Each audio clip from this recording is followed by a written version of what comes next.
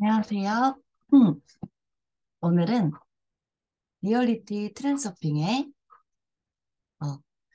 제4장 균형에서 저번 시간에 이어서 이번엔 새로운 소제목 불만족과 심판을 함께 읽어보도록 하겠습니다. 불만족과 심판. 자신에게 불만을 품는 것에 대해서부터 이야기를 시작해보자. 우리는 예컨대 자신의 개인적 성취나 자질에 대해 불만을 품기도 하지만 또한 자신의 결점과 약점을 받아들이기를 거부하는 자신을 불만스러워하기도 한다. 자신의 결점과 약점을 알아채리는 것은 좋지만 그 때문에 콤플렉스를 갖게 되어서는 안 된다. 그런 결점들이 정말 마음을 괴롭혀서 매우 중요한 의미를 갖게 되면 잉여 포텐셜이 생겨난다. 그러면 균형력이 얼른 이 포텐셜을 제거하는 작업에 들어간다. 균형력의 작용은 그 사람의 장점을 발전시키는 데에 맞추어지거나 아니면 약점과 싸우려는 노력에 맞추어질 수 있다.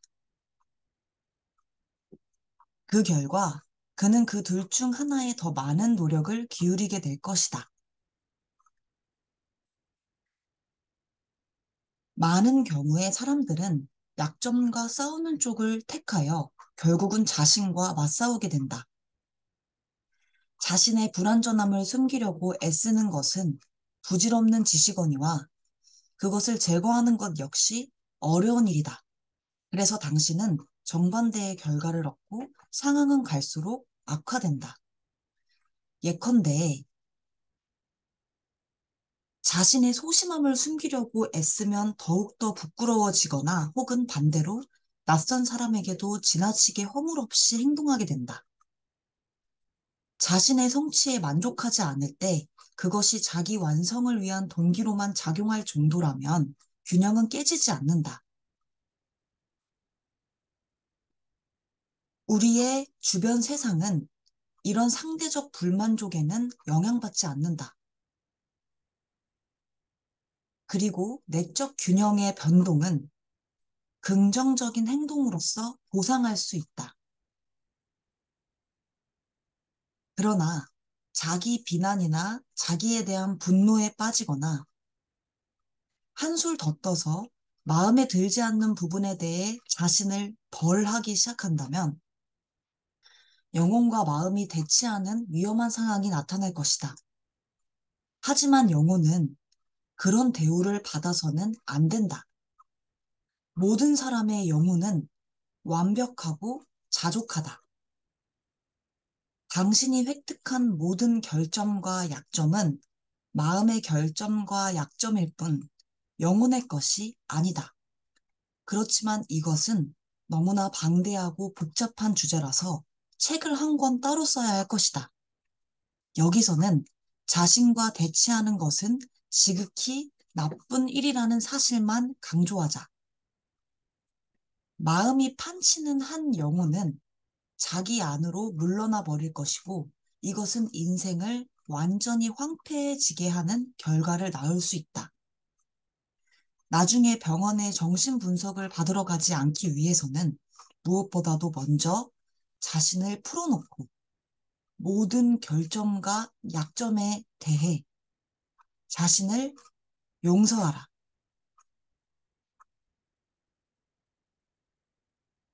지금 당장 자신을 사랑할 수 없다면 최소한 자신과 싸우기를 멈추고 자신을 있는 그대로 받아들이라.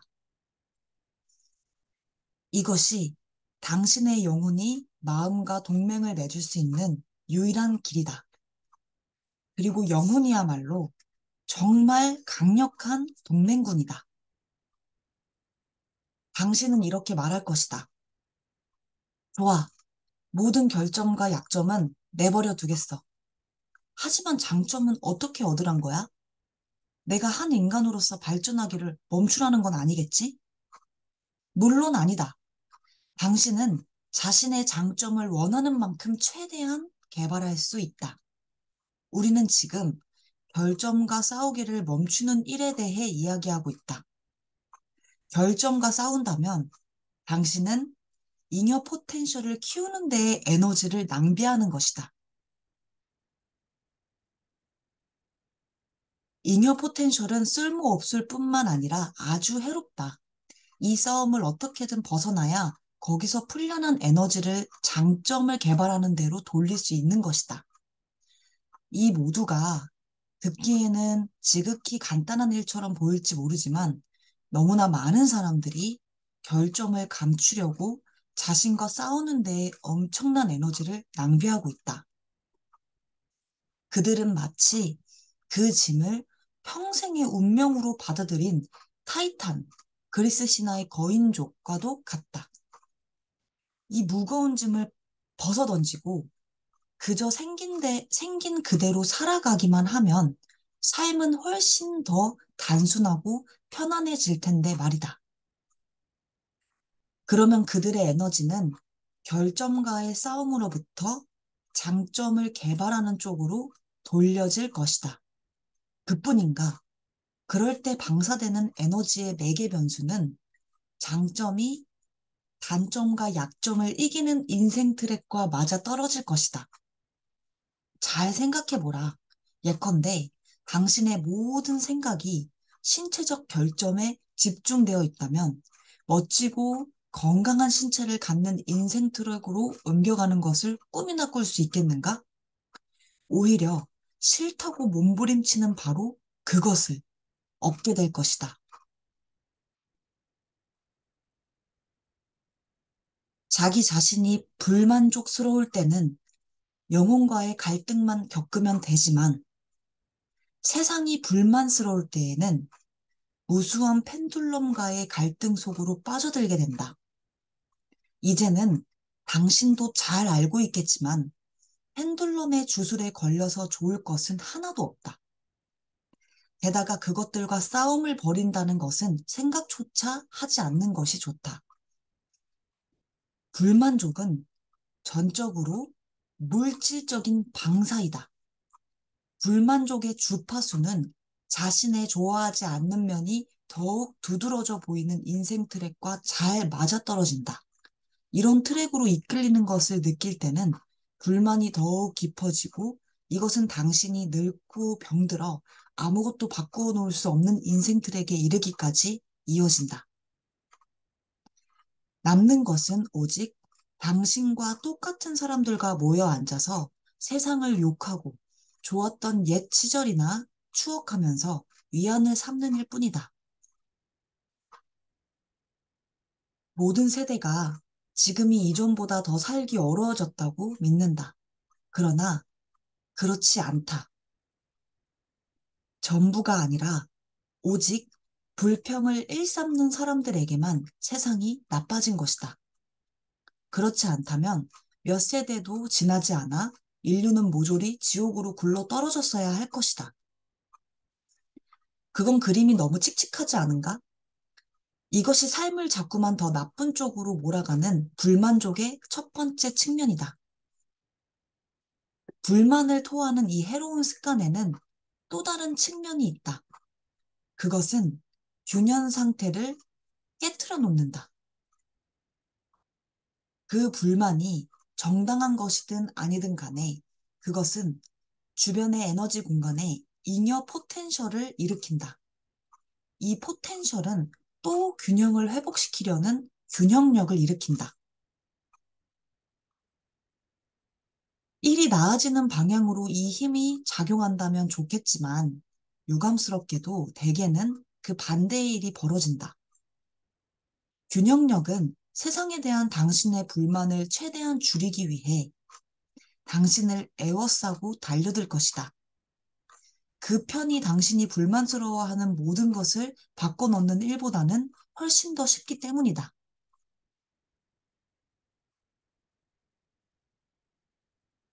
통치자가 자기 나라에서 일어나는 모든 일에 대해 내놓고 불만을 표하기 시작한다고 상상해보라. 그러면 어떻게 될까? 그것이 선한 동기에서인지 악한 동기에서인지는 중요하지도 않다.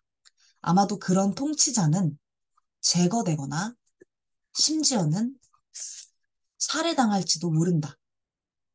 인류의 온 역사가 이를 확인해주고 있다.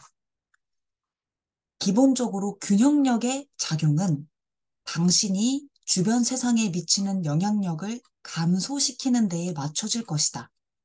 이것은 지극히 쉬운 일이며 다양한 방법이 동원될 수 있다.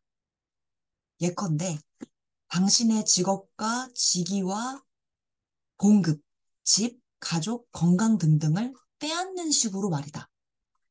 구세대가 왜 옛날보다 살기 어려운 세상에서 인생을 마감하게 되는지를 이제 알 수 있겠는가?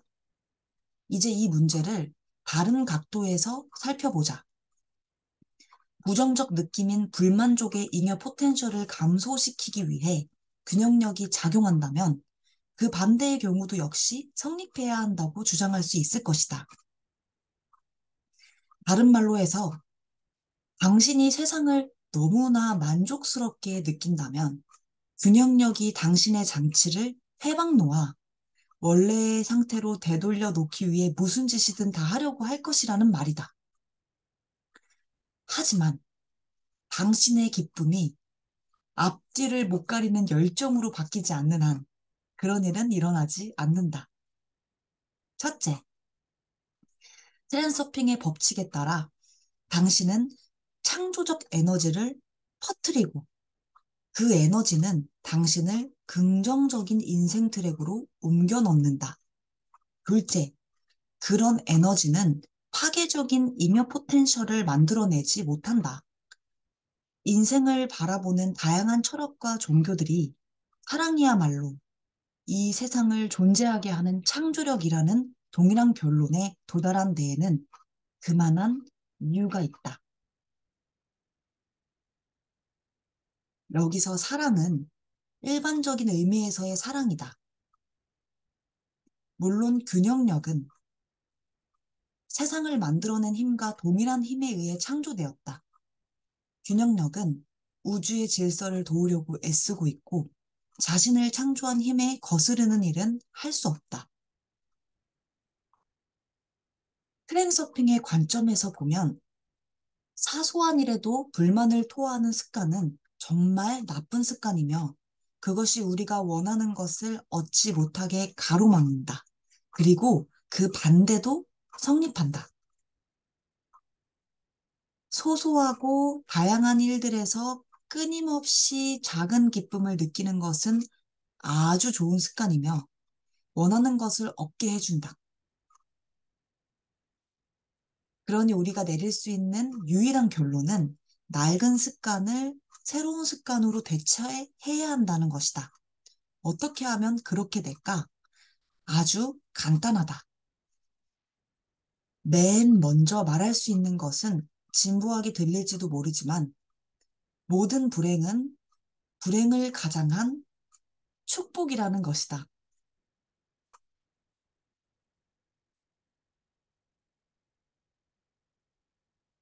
다시 한번 읽어볼게요. 모든 불행은 불행을 가장한 축복이라는 것이다. 겉보기에 부정적인 것에서 좋은 점을 찾아내는 것을 당신의 목표로 삼는다면 당신은 더 이상의 노력을 들이지 않고서도 목표에 도달하게 될 것이다. 그것을 게임으로 만들어라.